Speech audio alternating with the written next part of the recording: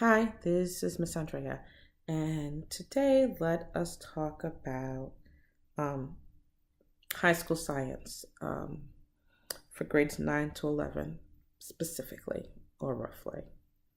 Yeah. So, colleges require, and even like public schools, if your child went public school, they would require 2 to 3 lab sciences. And the more harder the college is to get into, the more that they require that the sciences be lab sciences. The lab sciences mostly include biology, chemistry, and earth science or physics, usually in this order: earth science, biology, chemistry, or biology, chemistry, physics. So you go to what appears to be the easiest to the hardest, okay? I have said this before and I will keep saying it because it bears repeating. Try to take calculus before physics. If physics is on the list of things to take, get calculus in there first. They will have greater success in physics if they have tackled calculus first. Okay, you can do them at the same time, but it will be more of a struggle. So, if the thought of doing lab science at home makes you nervous, I do not blame you. I did not want stains on my kitchen ceiling. It makes me nervous too. The good news, though, is that there are many ways to tackle lab sciences while homeschooling. And some of the options we had are homeschool classes, homeschool lab workshops, live lab classes online, um, local homeschool support groups. In my local homeschool support groups, I'm aware of at least 2 parents during that time that hosted these science labs in their homes because there were parents who were very experienced in science, or because they knew a scientist and they just said, okay, Wednesdays, science, this person's going to come over and we're going to do science labs. So, keep your ear to the ground.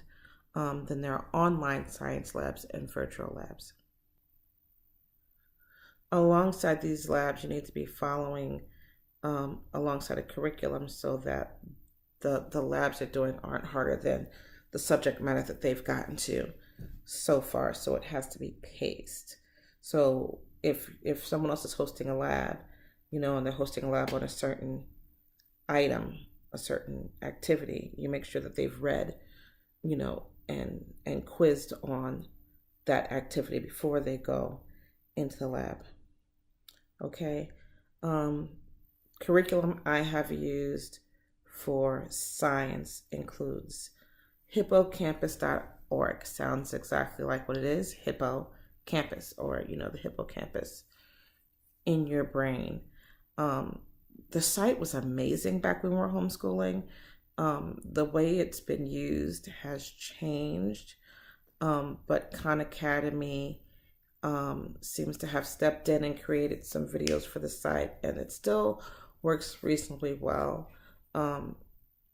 But with that said, it's just easier to go to Khan Academy to follow the science there. I highly recommend using just like seriously random YouTube videos combined with Khan Academy, or search for more animated videos of the same subject matter, because Salman Khan is kind of dry. If you listen to his videos, you kind of start to nod. So what I like to do is go in through his site, because he does his videos where he talks and draws squiggles, and then it's followed by quizzes. So it helps you, pace yourself through the subject. But after I finished listening to Salman Khan's video, then I would go into YouTube and search for the same subject and watch someone else's video on the subject as well, just to reinforce it in maybe a more animated way, or a way that might better suit your child's learning style. I recommend watching 2 or 3 videos on the same subject, as it is really a good passive way to learn information is by watching videos and listening to podcasts. YouTube, there's a channel called Crash Course, and they do a really good job of explaining science. There's Great Courses has a series of videos. There are some movies, science movies, that I'm gonna give you a link to. So like I said, I like to use Khan Academy as an outline and a testing site, and then, search the internet for science videos. And it's really cool to, introduce a subject and say, now you use the net to see if there's anything out there that contradicts this or that reinforces it. It teaches your child to research and pull material together for themselves. If your child is advanced, I highly recommend online college level curriculum followed by a CLEP exam. We've talked about that before, or an AP exam where they can earn high school credits at the same time with college credits. Consider online open course classes through colleges. I will give you the links. I like edx.org. They have AP classes that you can take for free, or you can pay $50 for a certificate at the end of the course. Okay. MIT OpenCourseWare has great science classes. So to sum it up, make sure your child has 3 lab sciences. That's the goal. Labs can be done at home, risking a mess and expense, or you can find a group where you can do them together, or even a science museum nearby that would accommodate large groups. Coursework can be found through normal high school textbooks or online sites, and videos are a great way to drive in the information. Those children who are science enthusiasts can take open courses through college and should attempt the AP exams or the CLEP exams to get both high school and college credit, killing 2 birds with 1 stone.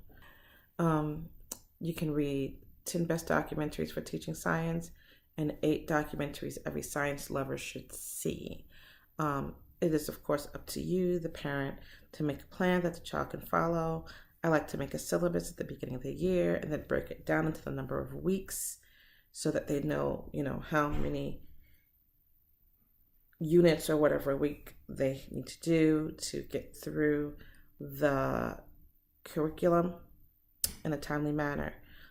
Do not forget, if you have a scout, especially an Eagle Scout, some of the badges that an Eagle Scout would get equal science classes, and then you might just need to go do the labs.